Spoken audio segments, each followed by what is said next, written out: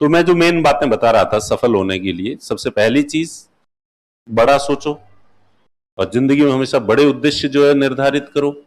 दूसरी चीज, उसके लिए आपके अंदर आत्मविश्वास होना चाहिए, कॉन्फिडेंस होना चाहिए कि जो है मैं सफल होऊंगा। आप भले कितनी, और इस दौरान इस रास्ते में कई समस्याएं आएगी, कई चुनौतियां आएगी, कई तकलीफें आएगी, और उन तकलीफों से तुम्हें जो है वो हार नहीं माननी है और अपने अंदर खुद का विश्वास जो है ना, अभी कोई एलन मस्क का किसी ने स्टेटस लगाया था, मेरे स्टूडेंट ने स्टेटस लगाया था, एलन मस्क ने कहा है, बड़ा अच्छा स्टेटमेंट दिया है कि किसी चीज को करने के लिए अगर आप मोटिवेशन दूर से ढूंढ रहे हो तो फिर उस उद्देश्य को त्याग दो। फिर मोटिवेशन आपके अंदर होना चाहिए, कोई दूसरा आपको मोटिवेट करे, जोश दिलाए, तो धक्का गाड़ी जो है वो थोड़े दिन ही चल सकती है। धक्का गाड़ी कितने दिन चल सकती है? थोड़े दिन ही। अल्टीमेटली तो गाड़ी को जयपुर से जोधपुर या दिल्ली जाने के लिए गाड़ी के अंदर इंजन होना ही चाहिए। गाड़ी के अंदर क्या होना चाहिए? इंजन होना ही चाहिए, तो ही जाएगी। दूसरे लोग धक्के दे दे के उस गाड़ी को जो है वो आगे नहीं ले जा सकते।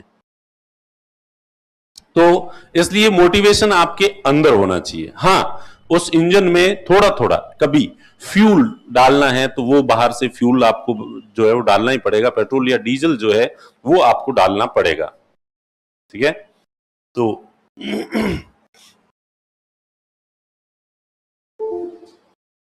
तो ये मैं लेके आया हूं कि भाई सफल होने के लिए कौन कौन से मूल मंत्र जो है वो होते हैं, होने चाहिए।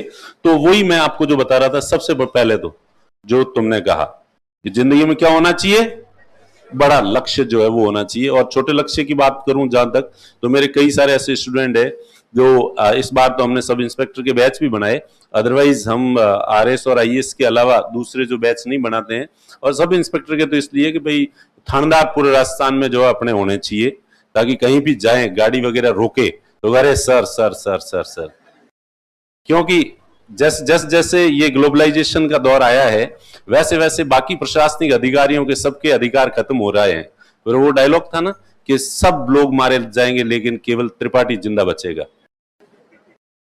सब मारे जाएंगे, केवल त्रिपाठी जिंदा बचेगा। कौन से में था? सेक्रेट गेम्स में था।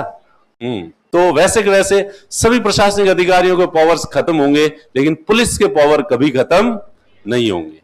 बाकी सबके हो सकते हैं, पुलिस के नहीं हो सकते। तो इन फ्यूचर जो है खूब सारे थानेदार जो है राजस्थान में जगह जगह होने चाहिए, इसलिए हमने थानेदार का बनाया है। अदरवाइज मेरे जो स्टूडेंट है, मैं उनको आरएस या आईएएस से नीचे दूसरा फॉर्म भरने के लिए किसी को सजेस्ट ही नहीं करता हूं। ठीक है? तो और ऐसे कई स्टूडेंट है नीचे, आपको अभी तो वो पोस्टर जो है वो हटा दिए हैं। बाकी सुरेंद्र लांबा जो अभी पंजाब में आईपीएस है, पहले तो तैयारी की, 2-3 साल तैयारी की, सिलेक्शन नहीं हो रहा था, तो फिर असिस्टेंट कमांडेंट का एग्जाम दिया, उसमें सिलेक्शन हो गया। तो असिस्टेंट कमांडेंट सिलेक्शन हो गया, सिलेक्शन के बाद भी मुझे कब एग्जाम दिया, कब सिलेक्शन हुआ मुझे पता नहीं चला। फिर 6 महीने बाद उसके एक दोस्त ने मुझे बताया कि सर आपको पता है, ये आपको बता नहीं रहा है, आपको छुपा रहा है। इसने असिस्टेंट कमांडेंट का फॉर्म भरा था, एग्जाम दिया और उसका सिलेक्शन भी हो गया है। तो फिर मैंने सुरेंद्र को, मैं कहा क्या बात कर रहा है, तूने ये एग्जाम दिया? अरे सर क्या करें, समाज के ताने सुन सुन के दुखी हो गए हैं, इसलिए उनको दिखाने के लिए कुछ तो होना चाहिए कि भाई सीधा आईएएस बनेंगे, आईएएस बनेंगे, आईएएस बनेंगे। इस बात से इतने साल तो लोग शुरू शुरू में राजी हो जाते थे, लेकिन अब लोग राजी नहीं हो रहे हैं, इसलिए जो है उनको समाज को मुंह दिखाने के लिए फॉर्म भरा है। और मैं ज्वाइन नहीं करूंगा, एक्सटेंशन लेता रहूंगा। तो कुल मिला के मेरा जो एम्फेसाइज है वो इसी पे होता है कि आप जिंदगी में हमेशा बड़ा उद्देश्य रखें।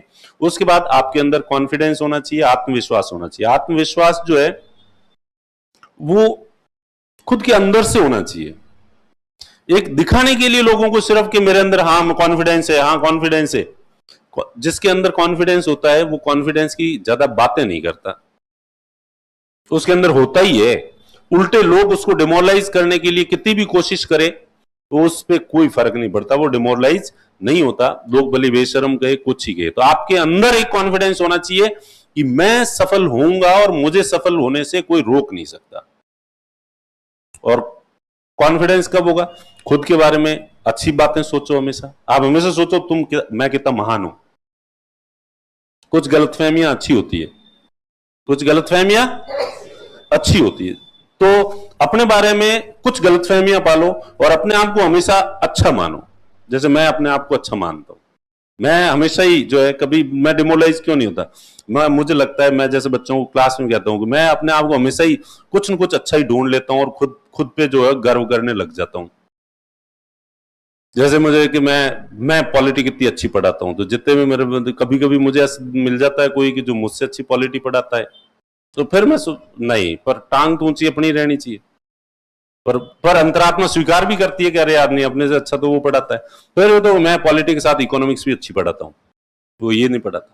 फिर कोई आदमी मिल जाता है जो पॉलिटी भी अच्छी पढ़ाता है और इकोनॉमिक्स भी अच्छी पढ़ाता है, फिर मैं कि नहीं, मैं तो फिलॉसफी भी अच्छी पढ़ाता हूँ, मैं हिस्ट्री भी अच्छी पढ़ाता हूँ, मैं फिजिक्स भी पढ़ा सकता हूँ, ये सब मैंने पढ़ाए हैं।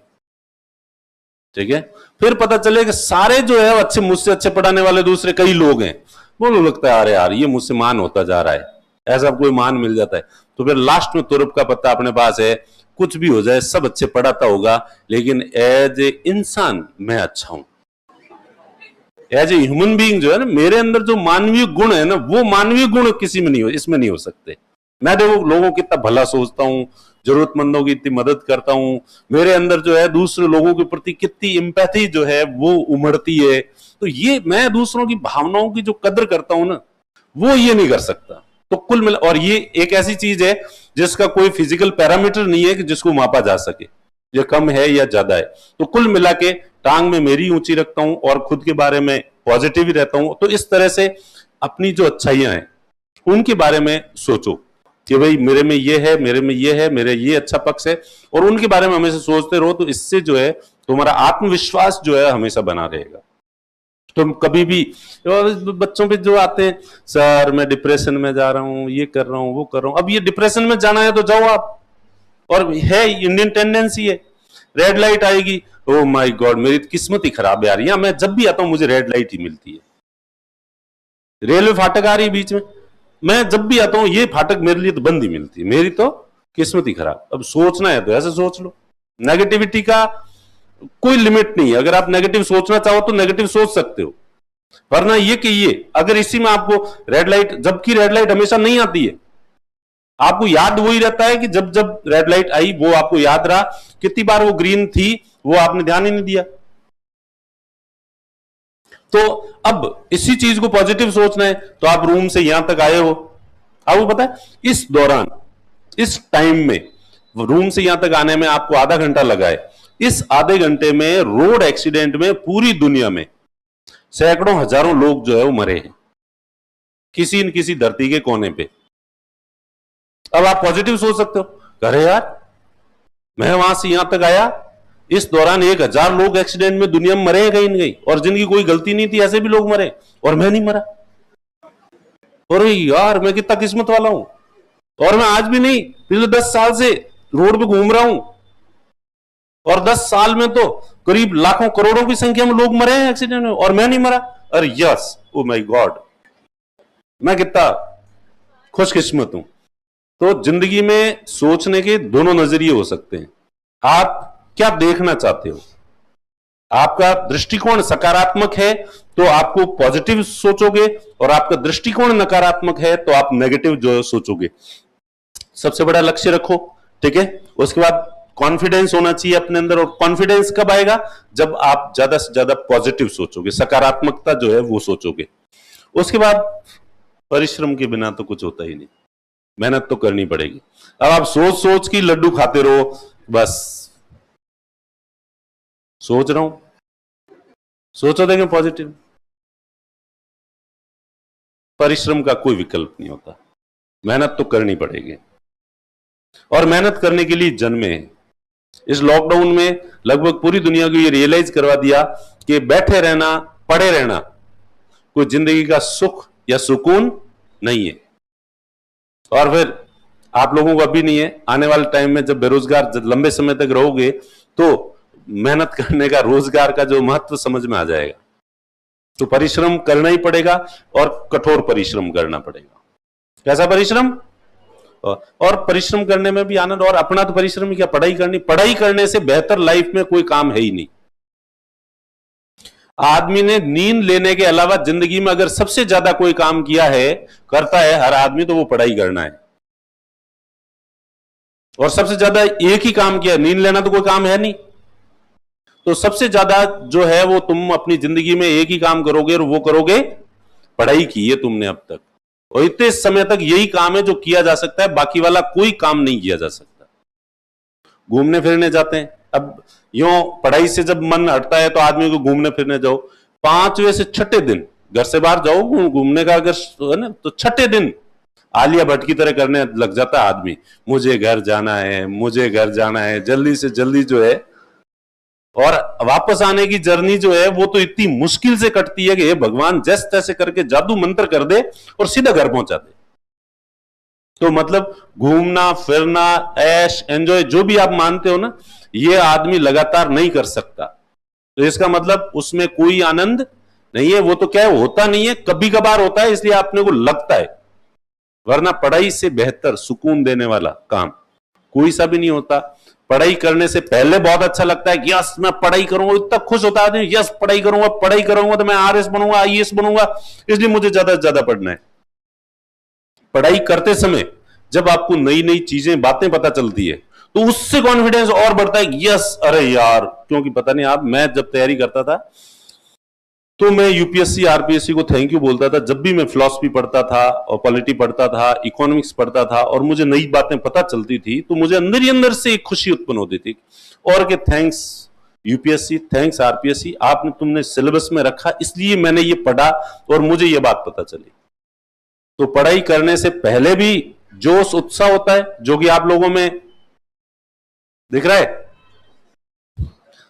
हाँ है, अभी वही जोश है जिस वजह से आप यहां तक जो है वो आए हो। उसके बाद पढ़ाई करोगे तो आप निश्चिंत रहो, आप यहां आओगे ना तो हम आपके जो पढ़ाई के प्रति जो उत्साह है ना उसको और डबल बढ़ा देंगे।